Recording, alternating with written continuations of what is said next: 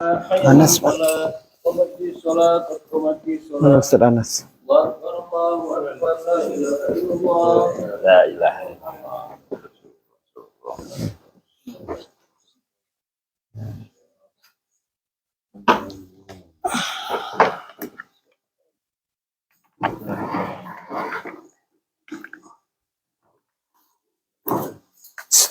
استقيموا واعتدلوا. بسم الله. الله أكبر.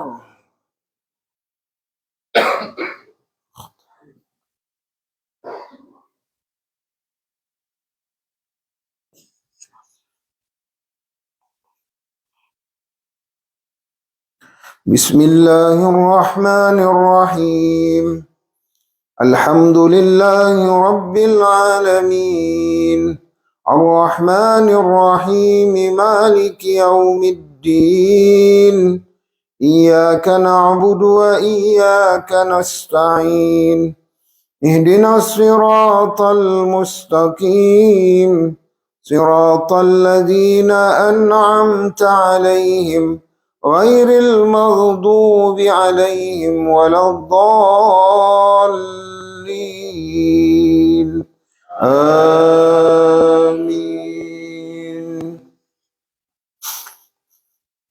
واصبر نفسك مع الذين يدعون ربهم بالغداة والعشي يريدون وجهه ولا تعد عيناك عنهم تريد زينة الحياة الدنيا ولا تطع من أغفلنا قلبه عن ذكرنا واتبع هواه وكان أمره فرطا وقل الحق من ربكم فمن شاء فليؤمن ومن شاء فليكفر إنا أعتدنا للظالمين نارا أحاط بهم سرادقها وإن يستغيثوا يغاثوا بماء كالمهل يشوي الوجوه بئس الشراب وساءت مرتفقا إن الذين آمنوا وعملوا الصالحات إنا لا نضيع أجر من أحسن عملا أولئك لهم جنات تجري من تحتهم الأنهار يحلون فيها من أساور من ذهب ويلبسون ثيابا خضرا من سندس واستبرق متكئين فيها على الأرائك نعم الثواب وحسنت مرتفقا. الله أكبر.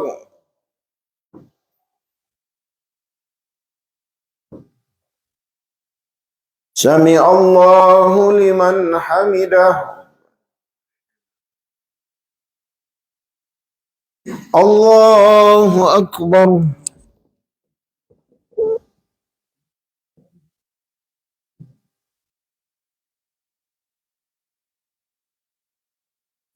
الله أكبر.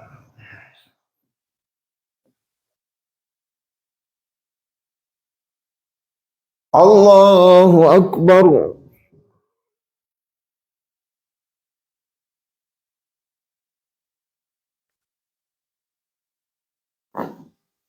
الله أكبر. بسم الله الرحمن الرحيم الحمد لله رب العالمين الرحمن الرحيم مالك يوم الدين إياك نعبد وإياك نستعين اهدنا الصراط المستقيم صراط الذين أنعمت عليهم غير المغضوب عليهم ولا الضالين آمين.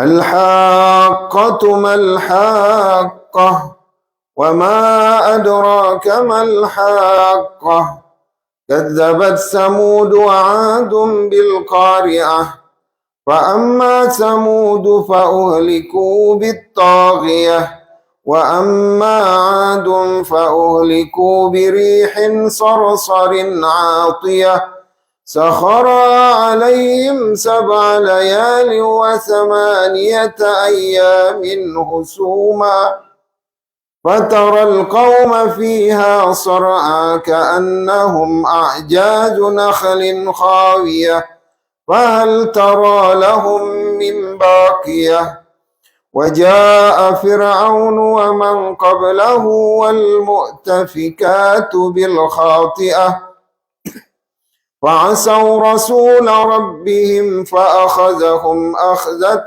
رابية إنا لما طغى الماء حملناكم في الجارية لنجعلها لكم تذكرة وتعيها أذن واعية فإذا نفخ في الصور نفخة واحدة وانشقت السماء فإذا يومئذ واهية والملك على أرجائها ويحمل عرش ربك فوقهم يومئذ 8. الله أكبر.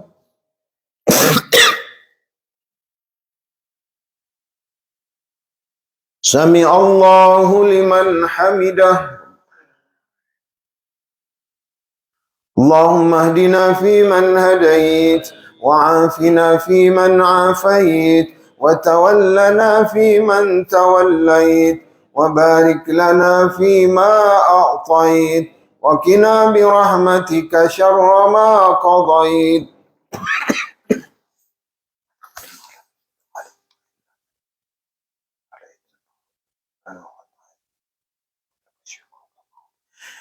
استغفرك ونتوب إليك. اللهم انصر عبادك المجاهدين والموحدين والمستضعفين في غزة ومن مشارق الفلسطين ومغاربها ومن مشارق الأرض ومغاربها. اللهم انصرهم وثبت أقدامهم. اللهم اصبرهم وفرج كربهم يا الله يا رحمن. اللهم عليك باليهود الغاصبين والصهاينة الكافرين. اللهم دمرهم بددا واقتلهم عددا ولا تغادر منهم أحدا. وصلى الله على سيدنا محمد وعلى آله وصحبه وسلم. الله أكبر.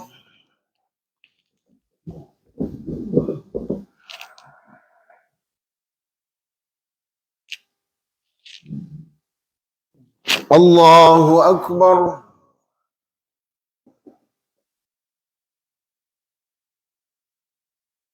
الله أكبر.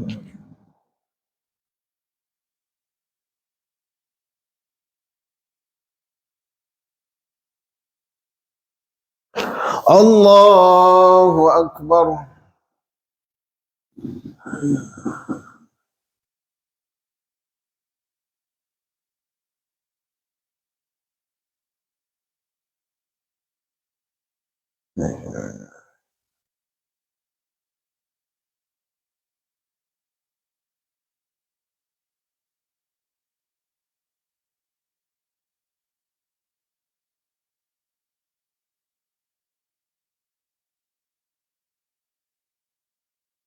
السلام عليكم ورحمة الله. السلام عليكم ورحمة الله وبركاته. استغفر الله العظيم، استغفر الله العظيم، استغفر الله العظيم الذي لا إله إلا هو الحي القيوم وأتوب إليه. لا إله إلا الله وحده لا شريك له، له الملك وله الحمد يحيي ويميت وهو على كل شيء قدير.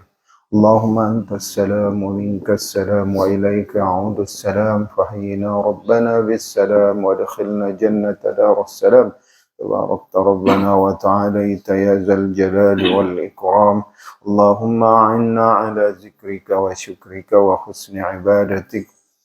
إلهنا أنت مولانا. سبحان الله سبحان الله سبحان الله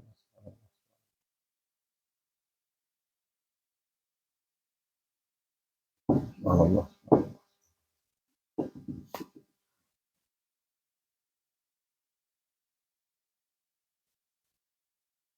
أنا ربي العظيم وبحمده دائما قائما أبدا الحمد لله.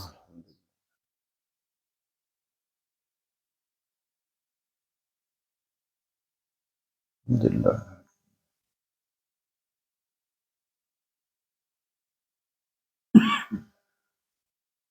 الحمد لله رب العالمين على كل حال وفي كل حال ونعمة. الله أكبر الله أكبر الله أكبر الله أكبر الله.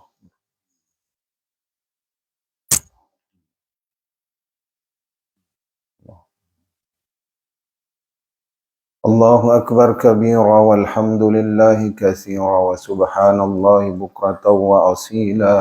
لا إله إلا الله وحده لا شريك له، له الملك وله الحمد يحيي ويميت وهو على كل شيء قدير. ولا حول ولا قوة إلا بالله العلي العظيم. اللهم أجرنا من النار، اللهم أجرنا من النار، اللهم أجرنا من النار السالمين. Pak Said ada baca ni? Pak Said ada baca. Oh langsung.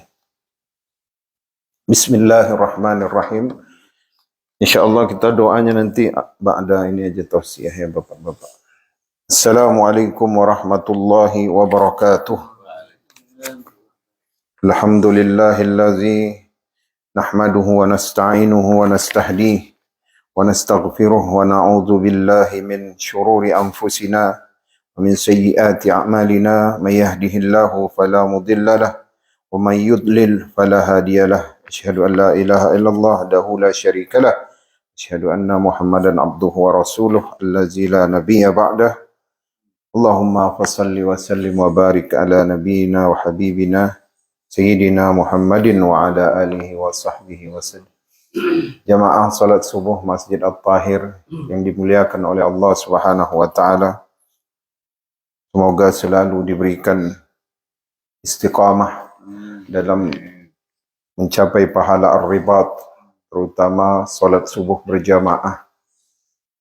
Kalau kita mengingat tentang syafaat, syafaat itu kan ada yang diperjuangkan di dunia, ada syafaat yang diperjuangkan di akhirat.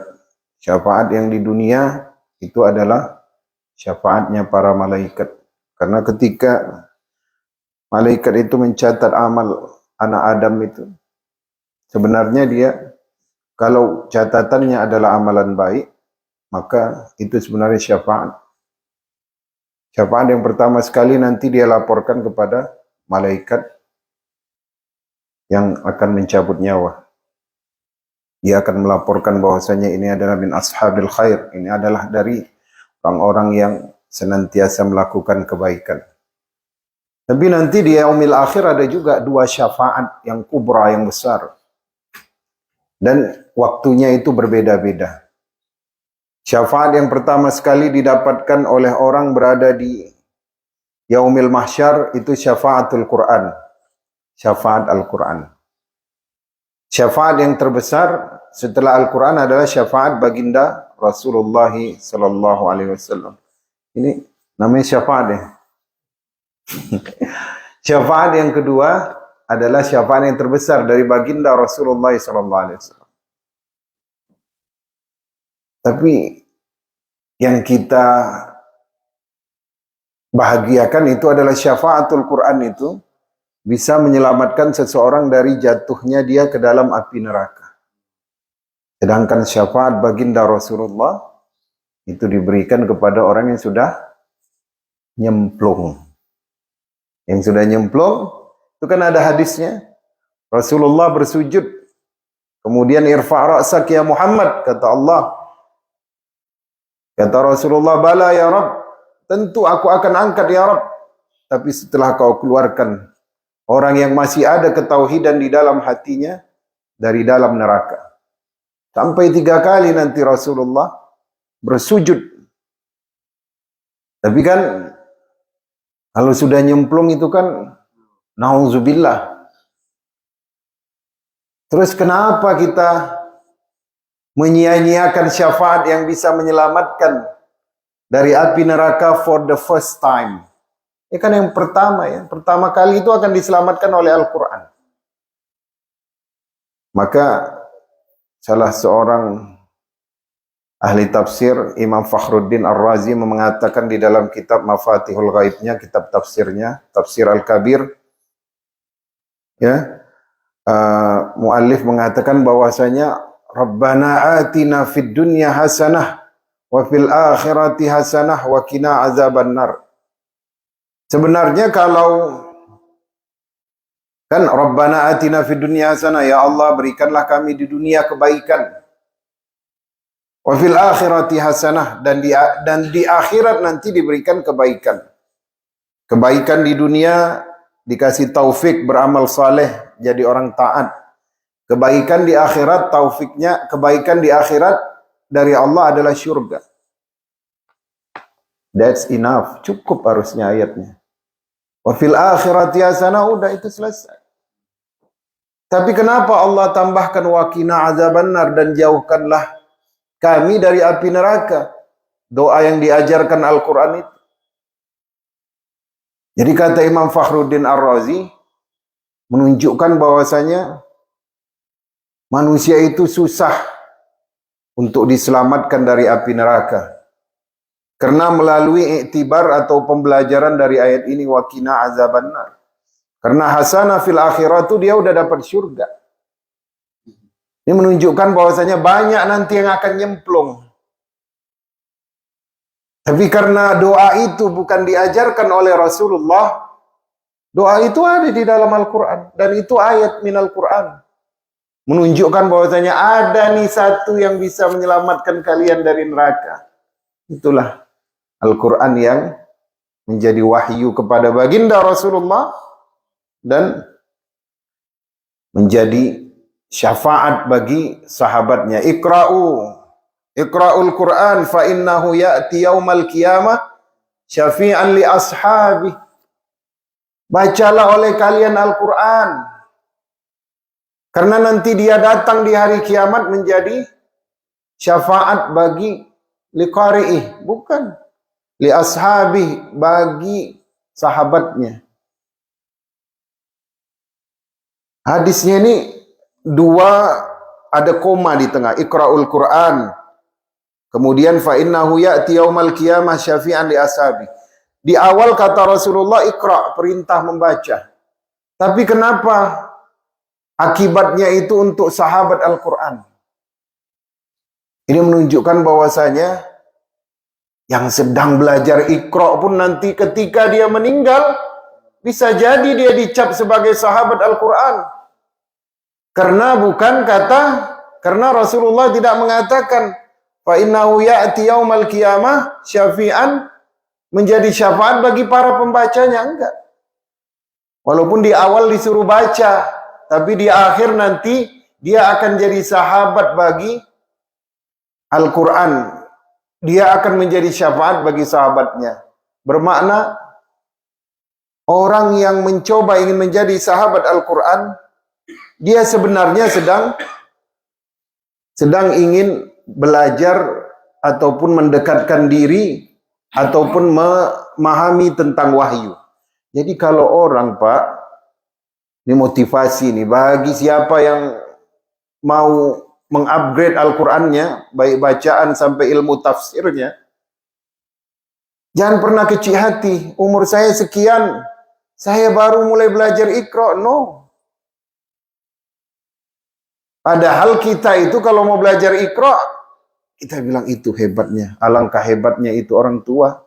Di umur sekian dia mau bermuamalah dengan wahyu. Jadi jangan kata alif, bata, sajim, ha, itu hanya huruf hijaiyah. Tapi itu adalah jalan untuk kita menjadi sahabat Al-Quran. Dan dia syafaatnya diberikan sebelum kita masuk antrian untuk dipisahkan amalan soleh dan amalan yang buruk. Jadi udah istilahnya kata orang Cina itu cincai-cincai sudah. Karena dia sudah bawa cahaya Al-Quran. Bukan seluruh Al-Quran yang sibuk. Kata Rasulullah, Iqra'u az-zahrawataini minal Quran. Bacalah dua kembangnya, dua bunganya Al-Quran. Al-Baqarah wa Ali Imran. Fa innahuma ya'tiyani yaumal qiyamah kal ghamamatani. Nanti kedua surat itu datang di hari kiamat seperti dua awan yang menaungi sahabatnya. Atau seperti dua kelompok burung yang menaungi sahabatnya yang cinta sama Al-Baqarah dan Ali Imran ini. Jadi kalau kita nggak masuk ke dalam Al-Quran, bagaimana kita mau masuk mendapatkan motivasi dari kisah para nabi? Bapak-bapak sekalian, orang Nasrani, orang Yahudi, dia nggak dapat cerita yang benar tentang Musa, tentang Isa. Kita dapat. Ketika orang-orang Yahudi membanggakan Nabi Musa di hadapan Rasulullah, maka turunlah surah Al-Kahfi yang menceritakan tentang Musa berkeinginan untuk menuntut ilmu, yang dikatakan oleh para ahli tafsir namanya adalah seorang nabi yang bernama Khidr atau Khudra. Menunjukkan bahwasanya nabi yang agung itu ternyata masih belajar. Dan belajar bukan dengan Bani Israel. Jadi Rasulullah melalui Al-Quran ingin mengatakan kepada orang Yahudi di Madinah bahwasanya tauhid dan agama ini tidak melebihkan satu bangsa dengan bangsa yang lain. Bahkan Musa saja yang levelnya sudah di atas, yang target-target dakwahnya itu sudah tercapai Nabi Musa itu. Nabi Musa itu sudah tercapai target dakwahnya. Lari dari Mesir, kemudian menjadi menantu Nabi Syuaib di Madian. Kemudian setelah 10 tahun melunaskan hutang untuk mahar, ya, Nabi Musa Pak, maharnya berhutang Pak, untuk membantu mertuanya mengurusi gembala. Saya rasa di sini nggak ada yang ngutang maharnya Pak ya sampai sekarang. Ya, saya dulu pernah juga minjam mahar Pak, tapi udah saya balikin, alhamdulillah. Jadi ketika itu Nabi Musa alaihissalam, masih ada waktu Pak, berapa menit lagi? Masih ya, kita lanjutkan. Sayang ini kisah Nabi Musa ini memotivasi hidup kita. Kadang-kadang kita hilang, kadang-kadang kita ini kurang rezeki, kurang materi dikit udah pusing. Tapi ini bayangkan nih cerita Nabi Musa ini hebat benar. Jadi Nabi Musa itu target dakwah udah tercapai Pak. Pernah nggak dengar kisah hadis tentang Qarun? Qarun itu kan sepupu Nabi Musa. Ayah Nabi Musa yang bernama Imran itu punya adik, adiknya itu punya anak namanya Qarun. Qarun itu dulu pemuda yang soleh, tapi tidak punya ilmu. Kemudian dia datangi Nabi Musa dan dia mengatakan, ya Musa ud'uli, doakanlah aku kepada Rabbmu. Didoakan Nabi Musa. Kemudian tidak cukup hanya didoakan, Nabi Musa kasih dia ilmu. Apa ilmu yang diberikan kepada Qarun? Ilmu kimia. Ilmu di mana di situ Musa memberikan tentang ada cairan di Bukit Sinai itu yang bisa melepaskan emas dari yang menempel dengan emas itu, entah biji besi, entah apa namanya, entah nikel, itu orang-orang tambang lah yang tahu. Jadi dengan ilmu tersebut emas itu bisa menjadi murni, dan itu diberikan oleh Nabi Musa kepada Qarun, yang sampai nanti makhzannya, gudangnya itu kuncinya dipikul oleh para bodyguard. Pertanyaannya Pak Katamso, kenapa enggak Nabi Musa yang melakukan atau mengamalkan ilmunya? Menunjukkan bahwasanya Nabi itu targetnya bukan mengumpulkan harta dunia. Jadi kalau kadang-kadang pada waktu subuh hari kita berangkat ke masjid, ya Allah, targetku hari ini ridhomu. Ya, untuk seminggu ini aku mau cari ridhomu. Yang $5.000, 5,000 every day itu nantilah untuk minggu depan aja. Minggu ini ridhomu dulu. Sekali-sekali kan kita boleh juga lah begitu mencontoh Nabi Musa. Nabi Musa kasih ilmunya sama orang lain. Ini menandakan bahwasanya target-target dakwah Nabi Musa itu udah tercapai. Terus pertanyaannya, ngapain lagi Musa harus menuntut ilmu kepada seorang nabi yang tidak ada umatnya? Nabi Khidir nggak ada umatnya. Tempatnya jauh. Nabi Khidir nggak ada umatnya, tempatnya jauh.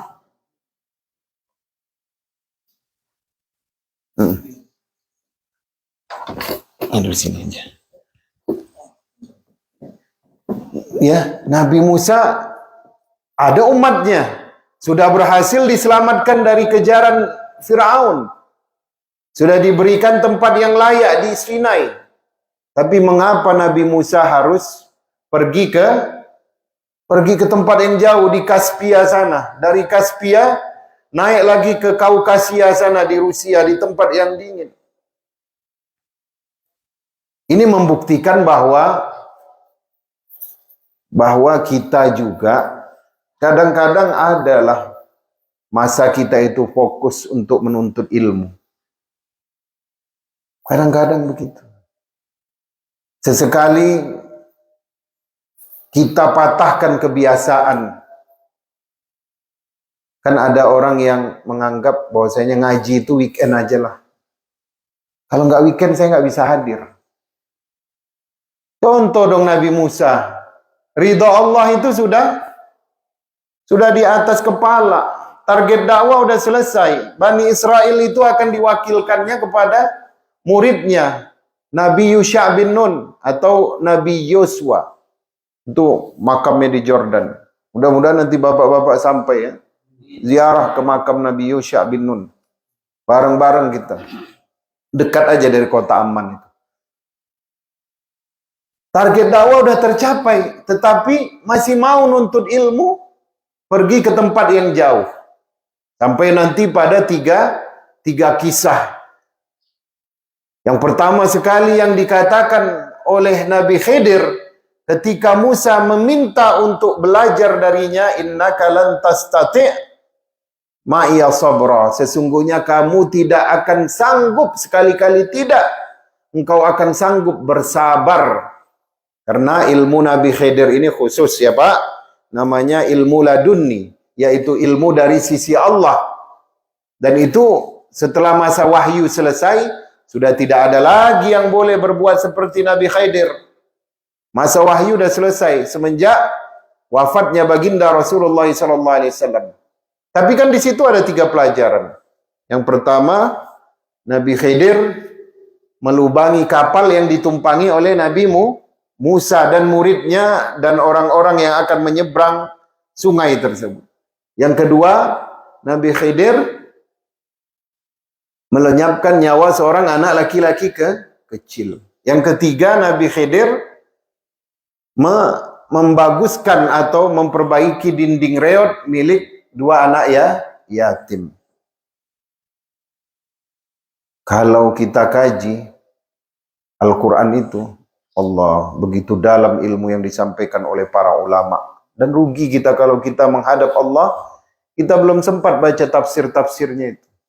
Pertama, kata Nabi Khidir, kau nggak akan sanggup Musa untuk bersabar. Jadi kata Imam Fakhruddin Ar-Razi itu, Musa ini lambang dari manusia ataupun anak Adam yang dilahirkan ke dunia dengan membawa keinginan-keinginan untuk menjadi orang yang sukses. Nabi Khidir adalah orang yang diberikan ilmu melalui Jibril dari Allah Subhanahu wa taala, yang sebenarnya itu adalah ilmu ataupun tirainya Allah Subhanahu wa taala, tirainya. Musa melihat layar dunia, Pak. Yang dilihat layar dunia. Jadi Nabi Khidir itu mengambil paku, dia ketok pakai palu. Kemudian dia ambil papan, dia duduk di atas papan tersebut. Jadi ketika sampan itu melewati raja, Nabi Khidir pindah dari papan yang berlubang tadi. Jadi kelihatan itu airnya masuk. Dilihatlah oleh raja yang suka mengambil sampan-sampan yang bagus. Selamat. Perkara raja di seberang sungai sana, Nabi Musa tahu nggak? Nggak tahu kan? Begitulah kita, Pak. Begitulah kita. Kita anggap inilah yang paling baik. Pilihan aku inilah yang paling baik. Pilihan ayah itu kemunduran. Nasihat seorang ibu itu adalah suatu menghalang anak itu untuk maju. Ini udah paling baik. Kalau aku jalan, insya Allah masa depan akan cerah. Kalau pilihan tersebut dia pilih tanpa melibatkan Allah Subhanahu wa taala. Kadang-kadang kita memilih keputusan yang penting itu, libatkanlah Allah. Anak-anak di Indonesia, anak-anak muda yang jamaah-jamaah pengajian, Ustadz sering ke Amerika, ke Eropa, Kanada. Kan sekarang ini viral ya Pak, ada banyak warga negara Indonesia yang pindah jadi warga negara Singapura, Australia, karena kesusahan hidup dan tidak adanya lapangan pekerjaan. Jadi kami ini berencana untuk imigrasi lah ya, apapun nama sebutannya, entah bisa turis, entah apa nggak tahu ya. Saya bilang libatkan Allah dalam setiap keputusan. Yang pertama, yang kedua, pilihan terakhir adalah mintalah petunjuk Allah. Itu makanya ada syariat istikharah. Kan banyak ya Pak, bukan di sini ya. Di sini Masya Allah youthsnya, kidsnya itu mainannya di masjid. Di mana? Di tempat lain. Ya Allah, seandainya dulu aku tidak merantau ke sini, mungkin anak tidak akan seperti ini. Kan begitu kan? Ini hanya contoh. Jadi menunjukkan bahwasanya setiap pilihan itu, maka libatkanlah Allah. Apakah ini akan baik untuk agamaku, agama anakku? Langsung berangkat setelah meminta petunjuk Allah. Nah itulah yang ditunjukkan oleh Nabi Khidir itu. Ketika ilmu khusus yang diberikan Allah kepada Nabi Khidir untuk si anak yang dilenyapkan oleh Nabi Khidir tadi. Bahwasanya nanti akan diganti kepadanya satu orang anak perempuan yang saleh. Karena anak laki-laki ini akan membahayakan agama orang tuanya kelak ketika dia besar. Benar nggak Pak? Al-Quran itu. Banyak nggak anak yang bawa anaknya banyak nggak orang tua yang gara-gara anaknya menjadi ahli neraka? Banyak nggak Pak? Indonesia banyak. Banyak yang menyebabkan orang tua itu masuk ke dalam neraka. Yang pertama, istri disebabkan karena anak. Itu dari malam kan yang paling banyak tanya tentang warisan kan perempuan. Memang karena lebih tertib. Tapi sebenarnya apa itu? Para perempuan itu lebih khawatir. Kalau laki-laki itu, apalagi kalau dia rajin ngaji, oh dia udah Allahu Ar-Razzaq, Allah Maha Pemberi rezeki, Allah yang mencukupi. Ya, kalau bisa seperti Abu Bakar As-Siddiq, nggak ninggalin warisan. Semuanya jadi amal jariah. Hartanya benar-benar membantu dia untuk memudahkannya di hadapan Allah. Kalau warisan dihabiskan semua untuk warisan, nggak ada di amal jariahkan. Entah kayak ada satu petak sawah dia beli untuk makan anak yatim atau makan anak tahfiz Quran. Ini orang Indonesia dari kecil anak itu Pak, sampai anak itu punya anak, itu diurusin sama ayah sama ibunya. Jadi ayah ibu semenjak menikah, ngurusin keturunan melulu. Gak pernah ngurusin agama, nolong agama Allah ini gak ada keinginannya. Itu akibat tauhidnya kurang tajam juga itu, karena lupa dia Allah yang mencukupkan dan Allah yang memberi rezeki. Di Indonesia itu dari bayi, anak itu udah tahu nanti mau disekolahkan di mana. Tabungannya udah ada. Nggak dapat cara halal, cara haram. Itu maka banyak korupsi itu. Karena apa? Karena nggak yakin ketika Allah beri dia amanah seorang anak, dia nggak yakin Allah yang mencukupkan rezekinya sampai anak itu meninggal. Nggak ngaji tadi juga lah. Nggak ikut majelis taklim. Akhirnya ayolah bang, kalau mengharapkan gajimu, ini anak kita nggak bisa kuliah di luar negeri. Kalau ada sisa-sisa anggaran itu yang bisa dilego, yang bisa dimainkan, tolong segera ditransfer ke rekening mama. Gara-gara anak. Jadi yang dilakukan oleh Nabi Khidir itu bakal banyak terjadi. Terlalu berlebihan cinta kepada anak. Memang anak kan investasi akhirat. Al-mal wal banuna zinatal hayatid dunya.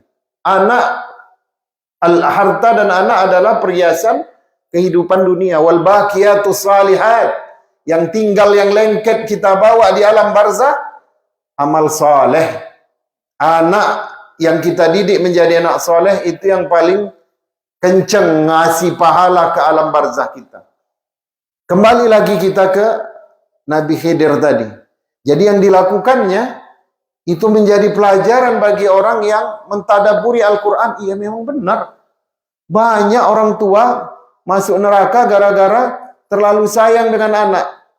Di Indonesia itu udah dia Pak didudukkan di kementerian. Misalkan bapaknya ini eselon 1. Anaknya pasti di situ juga nanti. Emaknya anggota DPR, ketua DPR RI, anaknya jadi anggota DPR RI yang sekarang ini. Kan begitu semua sekarang. Masing-masing takut kalau keturunannya itu orang mangan, nggak makan. Nah, itu saya nggak bilang Pak ya. Soalnya menteri nanti. Gak jadi nanti Profesor Dasat datang. Jadi banyak. Udah didudukkan dia di suatu kursi dengan perjuangan membayar beberapa orang.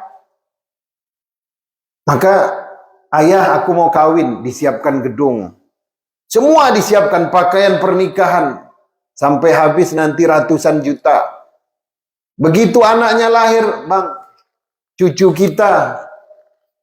Ya, ayahnya lagi kena KPK itu. Maka ayolah kita yang ngurusin pendidikan cucu kita. Ini banyak emas ini, tolong dijual, kasih sama ibunya. Cucu kan? Nah, udah selesai KPK, ini anak pinjam modal, mau jadi pengusaha aja. Sampai habis tabungan orang tua, yang sedikit pun belum ada terpikir supaya hartanya nanti menolongnya di alam barzah. Udah bang, anak kita, nanti masa depan cucu kita, Semua anak cucu akhirnya lupa bahwasanya ada Allah yang menjamin anak cucunya. Itulah yang diajarkan oleh Nabi Khidir. Itu kan hanya khusus kepada Nabi Khidir ilmunya. Sementara manfaatnya bagi kita, ingat, jangan sampai kalian dijebloskan ke neraka karena cinta yang berlebihan terhadap keturunan. Lagi-lagi contohnya Indonesia, memang nggak ada di Arab contoh bahasa namanya kaya 7 turunan. Di Indonesia kita dengar itu kan, masa ada orang pegang uang bisa dimakan sampai 7 turunan. Sementara di seberang kompleks dia, ada orang yang untuk makan siang belum jumpa duitnya di pagi hari. Gimana mau jumpa Allah nanti begitu? Haji dia, umrah setiap tahun. Dia punya harta 7 turunan. Di depannya bingung mau makan siang. Nah, jadi kemudian begitulah. Itulah kenapa kita dilebihkan kalau kita dekat sama Al-Quran. Maka marilah kita perjuangkan diri kita untuk menjadi sahabat Al-Quran. Dapat syafaat, nggak sempat. Jadi lewat Al-Sirat itu, di bawah cahaya Al-Quran. Cahaya Al-Quran yang membimbing kita untuk, maka Imam Fakhruddin Ar-Razi mengatakan, wal farhu, dan kebahagiaanlah ala sahibil Quran, kepada para sahabat Al-Quran. Allahumma ja'alna min ashabil Quran. Allahumma barik lana fi auladina wa zurriyatina wa azwajina wa la tadurruhum wa waffiqhum ala ta'atika warzuqna birrahum. Allahumma aslih lana dinana allazi hiya ismatu amrina wa aslih lana dunyana allazi fiha ma'ashuna wa aslih lana akhiratana allazi fiha ma'aduna ya rabbal alamin. Walhamdulillahi rabbil alamin. Wassalamu alaikum warahmatullahi wabarakatuh. Sallallahu ala Muhammad sallallahu alaihi wasallam.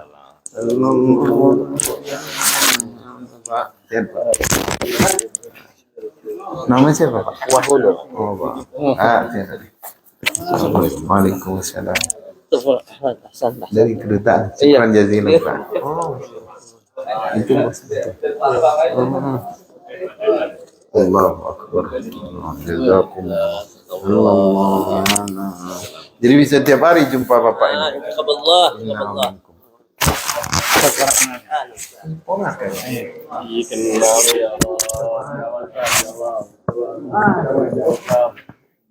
Kan baru datang.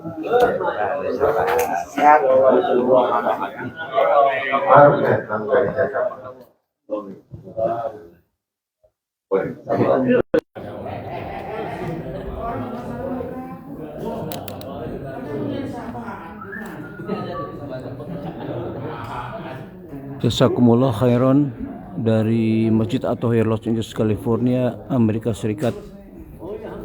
Tausiah subuh bersama Ustadz Tengku Marjuan Ibrahim.